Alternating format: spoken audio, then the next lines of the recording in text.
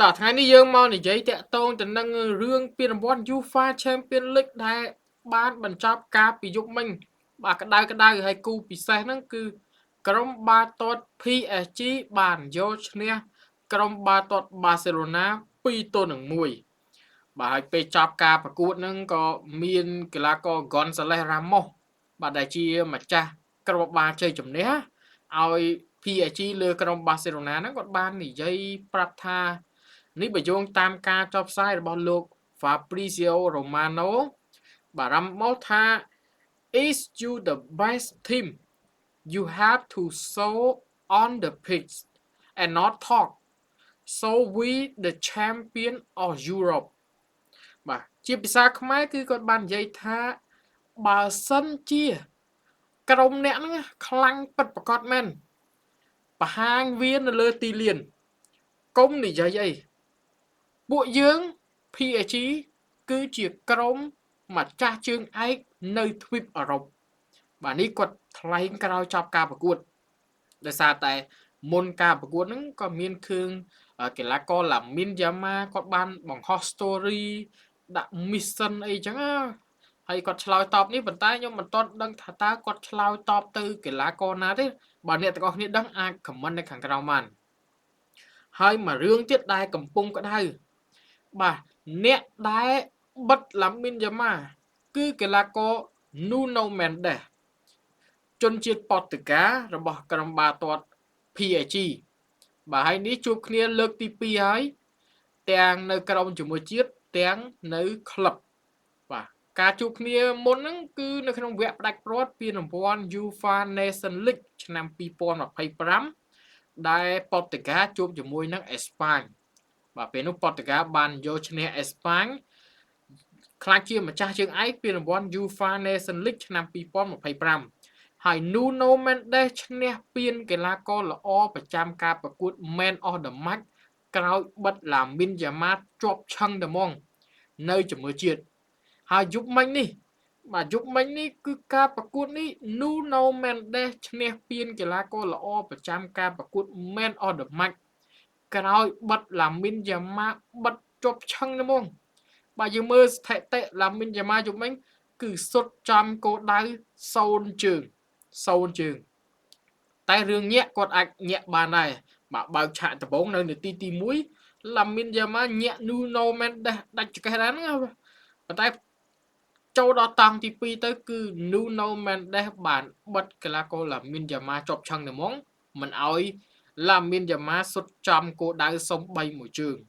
បាទអញ្ចឹងគាត់ឈ្នះ Man of the Match ហើយ Nuno Mendes យប់មិញហ្នឹងគឺថាគាត់អស់បាល់ទៅតំបន់ប្រយុទ្ធនិងអាស៊ីសគ្រាប់ទី1ផងដែរបាទអញ្ចឹងគាត់ជួយទាំងការពារគាត់ជួយទាំងតំបន់ប្រយុទ្ធបាទអញ្ចឹងយើងមើលទៅលទ្ធផលតារាងចំណាត់ថ្នាក់វិញនៅក្នុងពានរង្វាន់ Champions League បាទបច្ចុប្បន្នហ្នឹងគឺ Bayern Munich Real Madrid PSG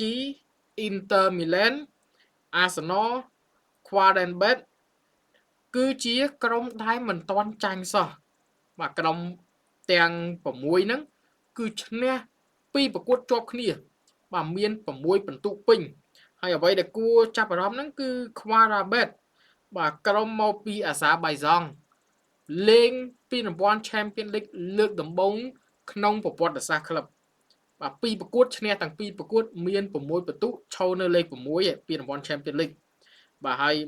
Dortmund Manchester City ក៏ដូចជា Spurs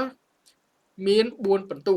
បាទ4ពិន្ទុហ្នឹងគឺក្រុមដែរមិនទាន់ចាញ់ដូចគ្នាគ្រាន់ថាគាត់ឈ្នះមកប្រកួតស្មើមកប្រកួតអញ្ចឹងមាន4ពិន្ទុ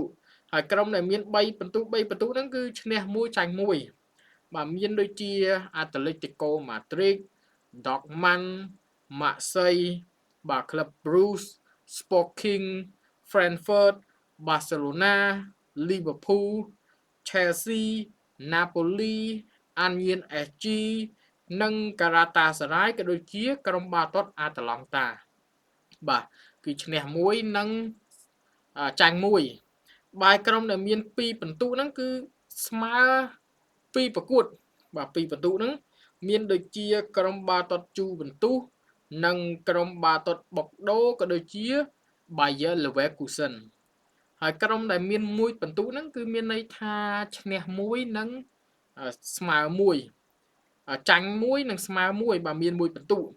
មានដូចជា Villarreal PSV